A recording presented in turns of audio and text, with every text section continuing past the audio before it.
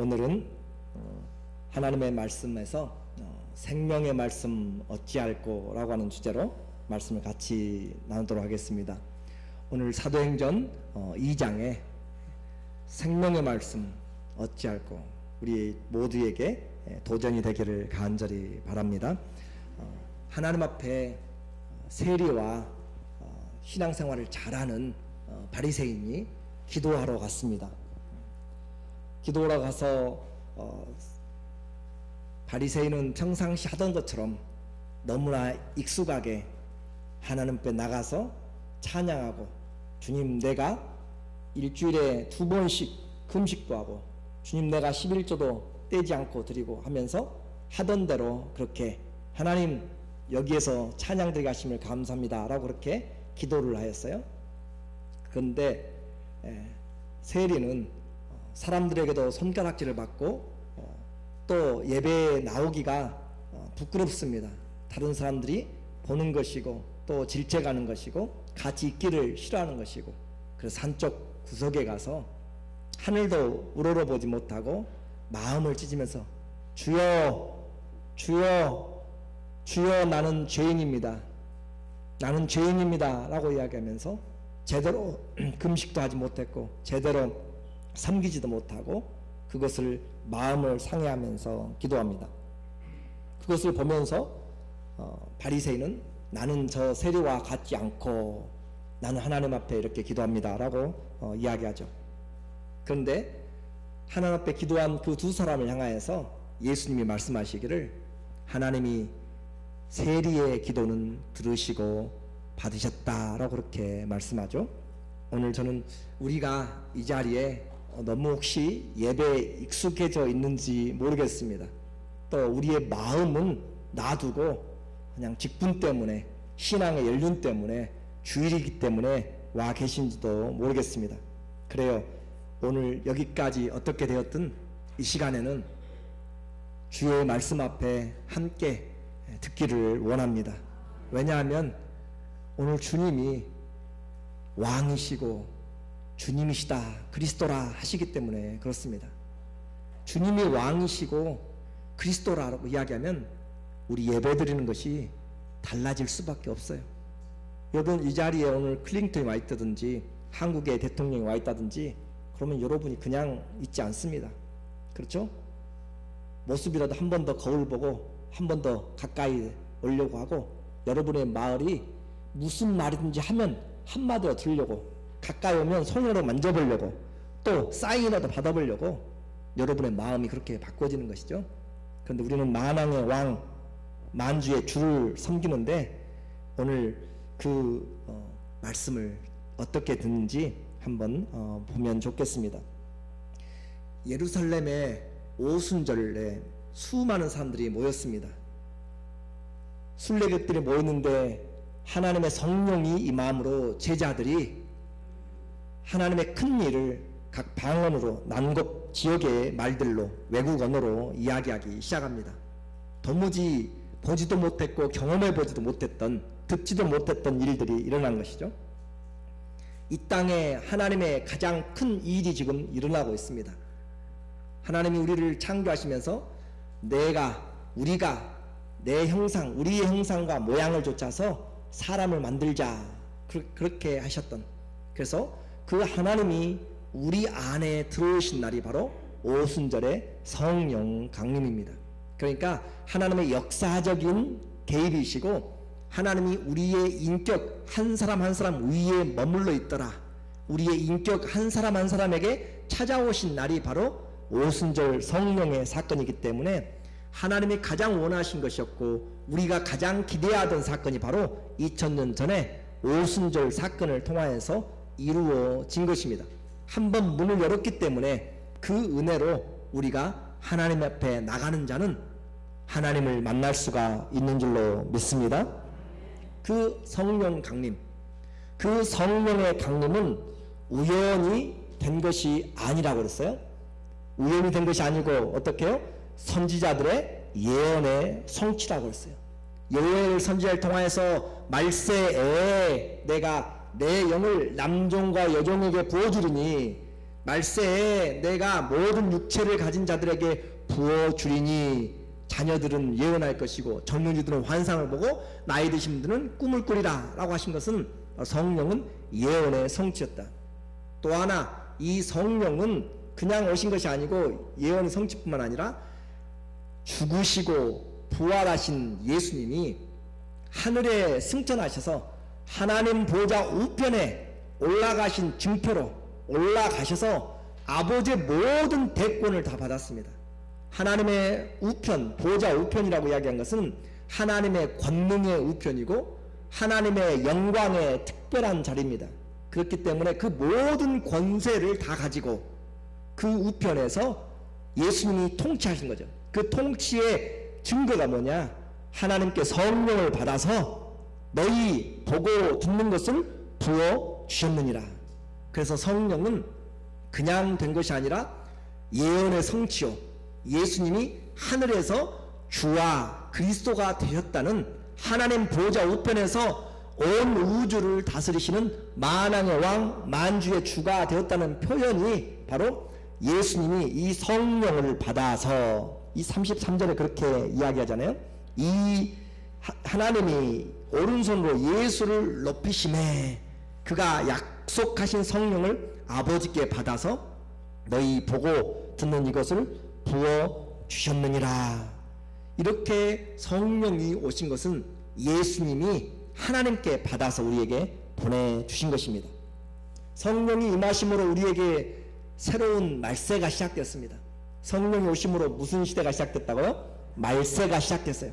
말세가 시작되면 그것으로 끝나는 것이 아니라 심판이 따라옵니다. 심판이 따라오는 가운데 누구든지 주의 이름을 부르면 구원을 얻으리라 라고 그렇게 이야기합니다. 누구든지 주의 이름을, 심판이 임하는데 천재지변이 일어나고 해가 빛을 잃고 모든 자연계가 변동하는데 그런 가운데서도, 심판의 가운데서도 누구든지 예수님의 이름을 부르면 구원을 받고 영원한 멸망의 길에서 구원을 얻게 된다. 그것이 곧 주님이 예비하신 것이었습니다. 구원은 그냥 온 것이 아니고 하나님이 정하신 뜻대로 예수 그리스도를 보내심으로 살리심으로 우리에게 된 것이죠. 오늘 본문은 사도행전 2장 우리가 읽었던 것은 베드로의 설교의 마지막 결론 부분입니다. 너희가 죽인 예수, 너희가 죽인 이 예수를 하나님이 성경에 기록한 대로 살리셨도다. 그러니까 하나님은 성경을 떠나서는 역사하지 않습니다. 기록된 말씀대로 하는 것이에요. 여러분의 신앙생활도 어디를 따라서 해야 돼요? 기록된 말씀을 쫓아서 해야 돼요. 다른 귀에 쫓아가고 내가 환상을 보았는데요, 내가 꿈을 꿨는데요, 누가 왔는데요, 재림 예수라고 이야기하는데요, 그렇게 한자는 다 사단에게 미혹되어서 넘어가는 것이고 멸망의 아들에게 속아가는 것입니다. 하나님도 기록된 대로, 예수님도 기록된 대로 죽으시고 성경대로 기록된 대로 사흘 만에 부활하셨던 것처럼 우리 신앙은 기록된 말씀의 바탕을 분명히 가지고 해야 됩니다. 그러니까 누가 아무렇게나 예언이나 꿈으로나 환상으로나 영서로나 무엇을 말하든지 속아 넘어간 자들은 미혹의 영에 넘어간 줄로 아십시오. 그래서 그렇게 기록된 대로 살리셨다. 아무나 썩지 않은 것이 아니라 이 다윗이 썩지 않는다고 예수님에 대해서 이야기를 했어요. 그래서 이 썩음을 당치 아니하리라 한 것이죠. 이미 다윗에게 하나님의 메시아가 온다라고 그렇게 말씀을 한 것입니다. 그래서 그 혈통으로, 다윗의 혈통으로 오셨지만 다윗보다 먼저 계신 분이죠. 33절이 그렇죠. 34절에 다윗은 하늘에 올라가지 못하였지만 친히 말하여 가로되 주께서 내 주에게 말씀하시기를 저가 내 원수로 내 발등상 되게 하기까지 넌 내 우편에 앉았으라. 발등상. 자, 예수님이 앉아 계시는데 그 발을 올려놓는 돌, 발을 올려놓는 그 돌섬이라고 할까요?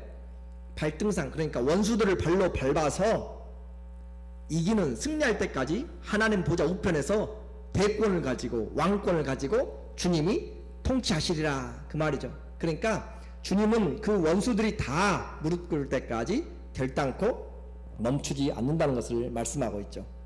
그러므로 오늘 이 다윗의 후손으로 왔지만 예수님은 다윗의 후손이 아니라 다윗의 하나님이 되시죠. 누가복음 20장 43절에 동일한 말이 나와요. 시편에 다윗이 친히 말하였을 때 주께서 하나님이 내 주께 메시아에게 예수님에게 그 말이에요. 내 주께 이르시되 내가 내 원수로 내 발등상으로 삼을 때까지 내 우편으로 앉아 있으라 하였도다. 그런즉 다윗이 그리스도를 누구라 불렀어요? 주라. 다윗이 이스라엘의 왕입니다. 이스라엘의 왕이에요. 왕보다 높은 사람이 없어요. 그런데 다윗이 왕이 예수님을 주라 고백했어요. 자기 후손이에요. 나중에 올 육신의 후손이에요. 손자 말도 안 되는 그런 보이지 않는 까마득한 후손에게 예수님을 뭐라 불렀어요? 주라 불렀어요. 주라. 그리스도라 불렀어요.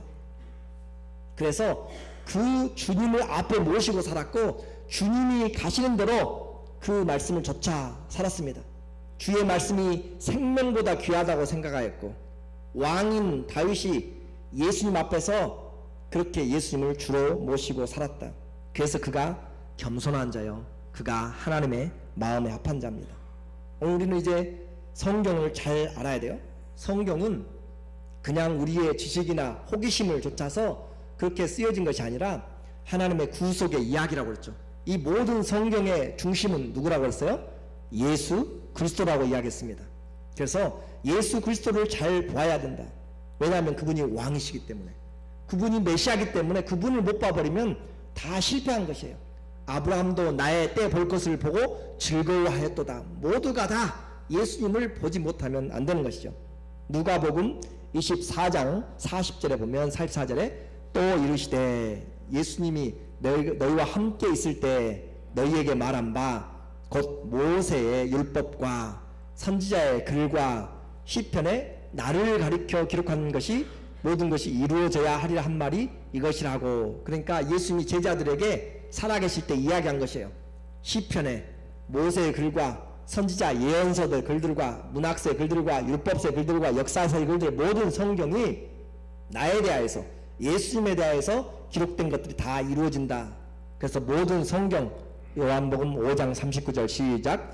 너희가 성경에서 영생을 얻는 줄 생각하고 성경을 연구하거니와 이 성경이 곧 내게 대하여 증거하는 것이라. 이 성경이 누구에 대해서 이야기한다고요? 예수님에 대해서. 여러분이 성경을 그냥 보니까 이것이 성전 짓는 이야기고, 그냥 보니까 교회 다니는 이야기고, 그냥 보니까 전도하는 이야기고, 그냥 보니까 아픈 자가 일어나고 기적이 일어나는 것 같지만 이 성경은 연구하면 전부 다 예수님의 사역을 이야기하고 예수님의 목적을 이야기하고 예수님이 하시는 길들을 보여주고 있는 것이 성경이기 때문에 여러분이 성경을 보면 볼수록 예수 그리스도를 주님으로 왕으로 모시게 되는 것이 이전보다 더 내 구주를 사랑하게 되고 내 평생 기도의 소원이, 내 평생 소원이 예수님도 알기 원합니다 하는 것이 되는 것이 예수님 바로 왕이시고 그리스도이기 때문에 그렇습니다. 오늘 우리는 이 말씀을 잘 기억해야 돼요. 그런데 그 왕이신 주님, 그들의 조상 다윗이 예수님을 주라고 불렀는데 그 예수님을 이 사람들이 죽였네요. 문제가 심각해진 것이 하나님의 뜻대로 오신 예수님을 대적했고 또 하나님의 원수가 되었고 심지어는 그 아들을 죽이기까지 했습니다. 그래서 하나님의 진노의 대상이 되어버린 사람들이죠. 하나님이 원수를 다 갚기까지 예수께서 하나님 우편에 앉아 계신다라고 그렇게 하셨는데 권능의 우편에서 심판과 구원을 행하실 것인데 그들이 지금 하나님의 원수로 예수님을 죽였다라고 그렇게 선고가 되는 것입니다. 그래서 베드로가 설교하면서 36절에 그런즉 이것을 알라. 이스라엘 온 집이 분명히 이것을 알라. 36절을 통하여서 우리에게 말한 거죠. 그런즉 이스라엘 온 집이 정령 알아라. 정령이 알아야만 된다라고 하는 것이에요. 너희가 십자가에 못 박은 이 예수를 하나님이 어떻게 했어요? 주와 그리스도가 되게 하셨느니라. 주와 그리스도가 되게 하셨다. 그러므로 이것은 설교의 결론이었어요. 이것을 알라. 너희가 죽인 예수님이 바로 주와 그리스도가 되셨다. 신데렐라 이야기를 보면, 신데렐라 아시죠? 우리 여자분들은 뭐 지금도 신데렐라를 꿈꿀지 모르겠는데 그 아버지가 부자였어요. 그런데 어머니가 돌아가시고 새엄마와 결혼을 했어요. 그런데 새엄마에게 따라온 그 언니들, 또 새엄마가 그 아버지가 돌아가시자 아주 핍박하고 신데렐라를 부엌대기 하녀로 그렇게 하면서 아주 온갖 잡일과 고생을 시키죠. 그러다가 왕자의 배우자를 찾는 그런 무도회가 열리게 되었고, 신데렐라는 가지 못할 형편에 처했지만 가서 결국 유리구두를 통하여 신데렐라가 왕자 비가, 세자 비가 되었어요. 그러면 이제 어떻게 해야 돼요? 그 언니들 그리고 그 새엄마가 그에게 구박하고 멸시하고 그렇게 했는데, 그 나라의 왕자 비가 되었고 이제 왕비가 될 건데, 그것을 알았으면은 어떻게 해야 돼요? 이전과 똑같이 할 수 있어요? 할 수가 없는 것이죠. 어떻게 보면 목숨을 살려달라고 구걸을 해야 될지도 모를 그런 형편이죠. 하나님이 정하신 그 사람, 또 하나님이 정하신 대로 행하였던 예수님을 그들이 죽였어요. 오늘 근데 그 주님이 왕이 됐다라고 이렇게 말씀하죠. 아직도 우리에게는 그분이 왕이 됐다는 것이 실감이 잘 나지 않아요? 왕에게 잘못되게 되면 그 사람은 삼족과 구족을 멸하게 됩니다. 심지어 왕을 모해하려고 하는 것도 반역이라고 이야기하죠. 왕자를 탈취하려고 하고 왕을 원치 않는다라고 하는 것을 반역이라고 이야기하는 거죠. 조선시대의 조선을 창건했던 이성계에게 아들들이 많이 있었어요. 그러나 그에게 두 부인이 있습니다. 하나는 조광지처죠. 한씨라고 하는 조광지처에게서 여러분이 아는 이방원이랑 그렇게 6명의 남자들을 낳았어요. 그런데 그 한씨는 빨리 죽었고, 출세하기 전에 문명장수 시절에 이성계의 부인은 조광지처는 죽었고, 그리고 이성계가 이제 중앙으로 들어와서 개성에서 점점 지위가 올라가고 아주 잘 될 때, 그때 결혼한 사람이 강씨인데, 그 강씨는 귀족 중에서 최고의 권문세가의 딸입니다. 그리고 그가 결혼해서 자녀를 낳았어요. 방석이라고 하는 어린 자녀를 낳았습니다. 그러니까 이 자녀는 아주 어리죠. 그런데 이성계가 왕이 되고 나서 이미 조광지처는 죽었고, 그리고 권문세가인 이 강씨가 낳은 아들 방석이가 있기 때문에 이 세자를 누굴 세우냐면은 둘째 부인의 아들을 세워요. 이제 어린 꼬마죠. 그리고 첫째 부인 조광지처의 아들들은 전부 다 장성했는데, 그렇게 하고 이 한씨 부인이 남편이 왕이 되다 보니까 부인을 왕후로 그렇게 정하니까 그 첫 번째 조광지처는 후궁이 되어버립니다. 이미 죽었는데 지위가. 그래서 그 아들들이, 조광지처의 딸 한씨의 아들들이 도무지 참을 수가 없는 것이죠.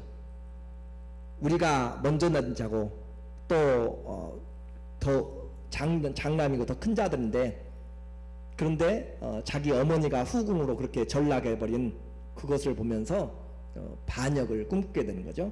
그렇게 해서 결국은 이성계의 뒤를 이어서 이방원이 난을 일으키잖아요. 이방원이 난을 일으켜서 자기가 왕이 바로 되지 않고 자기 형에게, 병약한 형에게 자리를 물려주고, 그가 두 번째 왕이었고, 셋째 태종이 바로 이 이방원이 되는데, 이 이방원이 정권의 쿠데타에 성공하면서 방석이라고 하는 자기 동생이죠. 이복 동생, 세자였던 그를 죽입니다. 그러니까 제가 말씀드리려고 한 것이 뭐냐면, 왕이 될 때 그 왕에게 잘못하게 되면 어떤 결과가 일어나는지라고 하는 것이에요. 왕에게 잘못하게 되면 그 사람은 다 죽임을 당하게 되는 것이죠. 오늘 예수님이 왕이 되었다라고 하는 그 사실이 오늘 우리의 모습 가운데서 다시 한번 기억을 해야 될 것 같습니다. 나사렛 예수 그리스도를 그들은 죽이라고, 율법이 없는 로마인의 손을 빌려가지고 죽이라라고 그렇게 외쳤습니다. 요한복음 19장 15절에 보면 저희가 소리 지르되 없이 하소서 없이 하소서 저를 십자가에 못 박게 하소서. 빌라도가 가로되 내가 너희 왕을 십자가에 못 박으랴, 없애버려라, 십자가에 못 박아버리라 라고 그렇게 이야기합니다.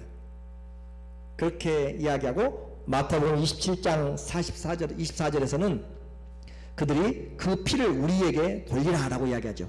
빌라도가 아무 효험이 없이 도리어 밀란이 일어나려는 것을 보고 물을 가져다가 무리 앞에서 손을 씻으며 가로되 이 사람의 피에 대해서 나는 무죄하니 너희가 당하라. 이 백성이 다 대답하여 가로되 그 피를, 왕의 피를, 그리스도의 피를 우리와 우리 자손에게 돌릴지어다 라고 그렇게 그들이 이야기를 하게 됩니다. 그러니까 그들은 지금 그들의 왕을 죽였고 저주의 맹세까지 그 피에 복수를 우리 자손들에게 하라라고까지 했어요. 그런데 그렇게 죽인 예수님이 살아났다니까요. 그렇게 죽인 예수님이 살아서 그들 앞에 심판장으로 지금 서 있다 한 것이죠. 그 분이 왕으로, 재판장으로 지금 추국을 하고 있는 상황이 되는 것이죠. 재판을 하고 있습니다. 아무도 거기에서 벗어날 수가 없는 제자들의 모습이죠. 그래서 이 주와 그리스도가 된 증거로 무엇까지 가지고 왔어요? 성령을 보내심으로 권능을 가지고 예수님이 그 자리에 와 계신 것입니다. 제자들은 바로 이 일의 증인이었고 성경도 바로 그 일을 다윗과 선지자를 통해서 우리에게 증거하는 거죠. 유대인들에게는 이렇게 일이 꼬일 수가 없습니다. 정말 왕인 줄 알지 못하고 저주받은 자다 생각하였고 멸시하는 자로 그렇게 돌아보지도 아니하고 그렇게 무시했던, 죽였던 그가 왕으로 또 그리스도로 된 것이죠. 성령의 감동으로 하는 이 베드로의 설교가 그들의 마음에 이제 심각한 고민으로 다가왔습니다. 너희가 그 왕을 죽였다. 너희가 그 반역에 참여하였고 그 일에 여러분이 십자가에 못 박으라고, 여러분이 바로 그 피를 우리에게 돌리라고 그렇게 이야기했던 것입니다. 그렇기 때문에 주님이 이 그리스도와 주가 되었을 때 그 사람들은 하나님이 그를 주와 그리스도로 삼으셨다라고 하는 그 말씀에, 그 말씀을 들은 이 사람들은 우리가 어찌할꼬, 형제들이여 우리가 어찌할꼬 하고 그렇게 답답하고 마음이 찔려서 견딜 수가 없었습니다. 37절 이야기죠. 저희가 이 말을 듣고 마음에 찔려, 이 말을 듣고 마음이 찢겨지는 것이죠. 마음이 상한 것입니다. 카타니스라고 하는 마음에 찔려 마음이 요동하고 마음이 예리하게 찔리고 아픈 상처를 드러내고 죄를 드러내는, 우리의 속에 모든 것들을 찔러 쪼개는 그런 말씀이 된 것이죠. 그래서 그들의 마음이 찔려서 도무지 견딜 수가 없도록 그렇게 꿰뚫려진 것입니다. 성령의 말씀에 그들의 마음이 상하였고 두드렸고 그래서 그들은 견딜 수 없어서 우리가 어찌할꼬, 생명의 주를 죽였는데 어찌할꼬, 그 왕을 죽였는데 어찌할꼬 라고 그들이 형제들에게 묻습니다. 길을 찾지 않으면 안 되기 때문에 그렇죠. 반역에 몰리게 되면 어떻게 해서든지 살아보려고 할 수 있는 모든 것은 다 하게 됩니다. 그러므로 형제들아 우리가 어찌할꼬 하나님 앞에 형제들에게 찾았고 두드렸고 구했습니다. 상한 심령으로 그들이 한 것이죠. 죄인임을 알지 못하고 예수님을 주님인 줄 알지 못하고 내가 예수님을 죽인 줄 알지 못하면 그냥 예수님이 주예요. 그냥 예수님이 그냥 왕이에요. 오늘 성경에 그대로 사도행전 2장 36절에 그리스도와 왕이 되게 하셨다 그냥 넘어가는 일이에요.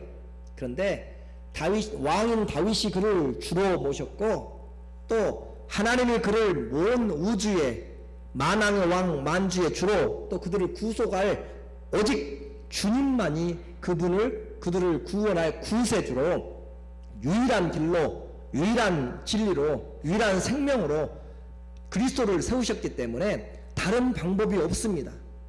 그분만이 구원의 길이기 때문에 그분을 찾지 않으면 안 되는 일이 된 것이죠. 그래서 상한 심령으로 그들은 이 일을 고백하고 있습니다. 우리가 어찌할꼬? 성령은 말세에 심판을 가져왔어요. 그 심판을 가져오면서 동시에 그리스도의 이름을 통하여서 우리에게 구원을 베풀어 주었습니다. 도무지 길이 없는 사람들에게 주님이 그들에게 길이 되어 주셨고, 그들이 죽어 마땅했던 심판당했던 그들에게 주님이 심판에서 생명으로 옮겨 놓으신 일들을 주님이 그들에게 열어주신 것이죠. 오늘 죄 없다 하는 자들, 나는 죄가 없어요 라고 하는 자들, 그 사람들에게 하나님은 아무런 능력도 일들도 하지 않습니다. 예수님을 왕으로 그리스도로 보지 못하면 우리의 신앙생활은 언제나 거기서 왔다 갔다 합니다. 왕께 경배한다 라고 하는 것은 왕의 발에, 무릎에, 발에 입 맞추다 라고 하는 뜻이죠. 발에 입 맞추는 것. 여러분, 왕 앞에서 제대로 서지 못하고 또 황제 앞에서 배를 땅에 깔아서 일어나지 못하고 3번씩 절하는 우리나라의 사절단도 과거에 그랬어요. 황제 앞에 가서 배를 땅에 대고 3번씩 절하는, 왕 앞에 함께 서지 못하는 것입니다. 그 왕, 세상의 왕도 그럴진데 영원하신 만왕의 왕, 만주의 주님을 죽인 사람들, 그를 대적한 사람들, 하나님의 뜻을 거스린 사람들에게 지금 어찌할꼬 하는 것은 당연한 내용입니다. 그래서 죄를 인정하는 자들, 내가 죄를 인정한 자들은 살 길이 있지만 아직도 예수님이 주가 무엇인지, 그분이 가지고 오신 심판의 권능이 무엇이고 지옥의 권세가 무엇인지를 보지 못하는 사람들은 여전히 예수님을 입술로만 주로 또 그리스도로 고백하는 것이죠. 요한일서 1장 9절에 보면 주님 우리에게 길을 열어 주셨습니다.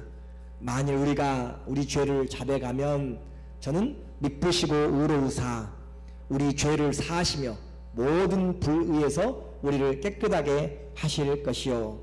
우리가 죄를 자백하면 주님은 우리를 용서해주고, 내가 아무리 왕을 반역하였고 왕을 죽였더라도 십자가에 못 박았을지라도 주님이 우리를 용서해 주신다라고 하는 것이죠.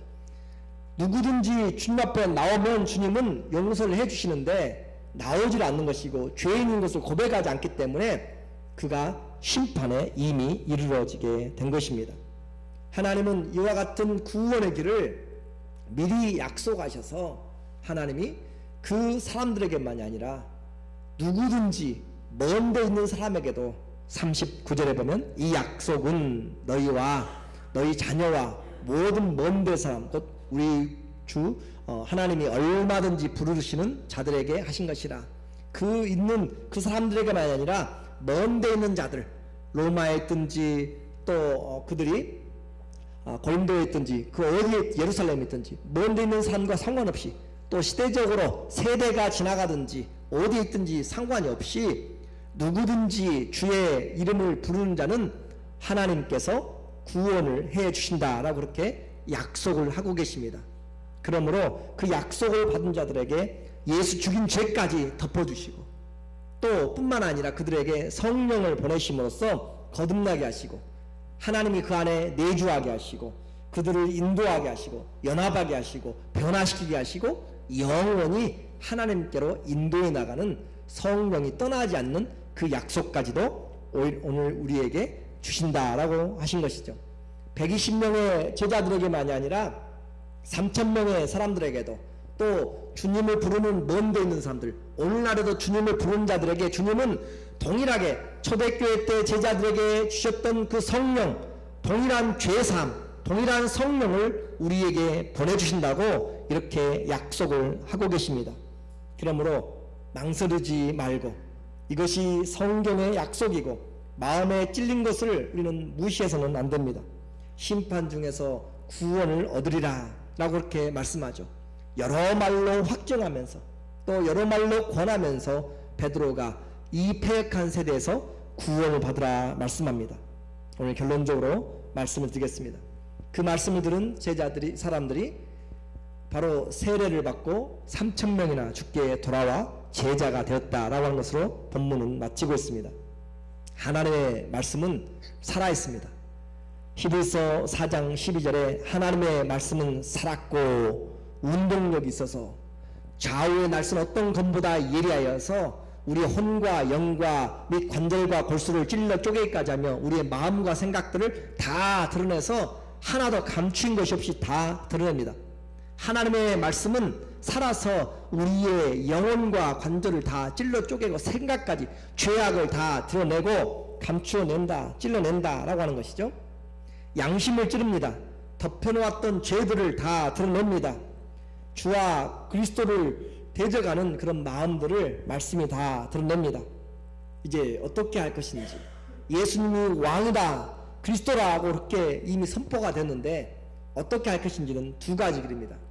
오늘 본문에서처럼 그들이 주님 앞에 어찌할꼬 마음을 상하며 와서 회개하고 모든 용서함을 받는 그 길이 있고, 내 마음에 찔림이 있어도 그것을 덮어버리고 그 찔림이 있어도 전혀 상관하지 않고 지속적으로 왕으로 모시지 않고 메시아로 구세주로 보지 않고 나가지 않는 그 사람입니다.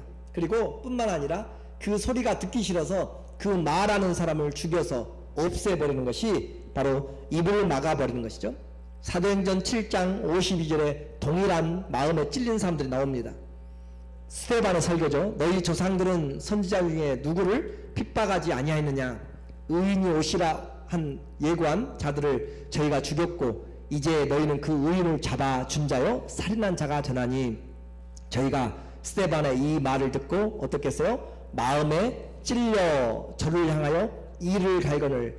똑같이 하나님의 말씀을 듣고 한 사람은 어떻게 할꼬 형제들아 라고 그렇게 했고, 그 똑같은 하나님의 말씀을 듣고 한 사람들은, 한 무리는 마음에 찔려서 저를 향하여 이를 갈거늘. 57절에 58절에 보니까 저희가 큰 소리를 지르며 귀를 막고 일심으로 그에게 달려들어서 성 밖에 내어치고 돌로 쳐서 죽였더라 라고 하는 것이죠. 오늘 기억하십시오. 생명의 말씀이 우리에게 들려졌습니다. 생명의 말씀이 들려졌을 때 우리의 마음에 어찌할꼬 심을 것인지, 아니면 생명의 말씀이 내게 예수님이 왕이고 예수님이 메시아라고 그렇게 들려졌을 때 그 말씀을 덮어버리고 뽑아버려서 죽여버릴 것인지 여러분이 생각을 해야 됩니다. 그러나 예수님은 더 이상 죽음을 당하지도 않습니다. 더 이상 예수님은 죄인도 아닙니다. 예수님은 바로 하나님이 약속하신 주와 그리스도가 되셨습니다. 예수님이 주와 그리스도가 되셨다면 오늘 우리는 그분 앞에 엎드려 경배해야 되고, 그분의 말씀을 향하여서 내가 말씀만 하옵소서 종이 듣겠나이다 라고 하는 그 믿음으로 쫓아 나가야만 됩니다. 나뿐만 아니라 우리가 이웃과 모든 사람들이 예수님이 바로 그 주와 그리스도가 되었기 때문에, 심판의 주가 되었기 때문에 더 이상 우리는 뒤로 물러가서도 안 되고 생명의 주님을 만나게 해야만 됩니다. 예수님이 주와 그리스도가 됐으면 예수님의 발을 내 머리에 밟고 그렇게 살아가는 것입니다. 예수님이 여러분의 머리 위에 발로 밟고 있는 것이 바로 종의 위치죠. 그게 신하의 위치고 종의 위치입니다. 오늘 주님이 여러분의 머리다 라고 그렇게 말씀하세요. 오늘 다시 한번 우리 모두에게 하나님께서 주와 그리스도로 예수님을 세우셨으면 왕인 다윗이 주님을 왕으로 모시고 살았던 것처럼 예수님을 주와 그리스도로 모시고 살아가는 마음에 찔려서 주님을 받아들이는 우리 모두가 되기를 예수님의 이름으로 축원합니다. 아멘. 기도하겠습니다.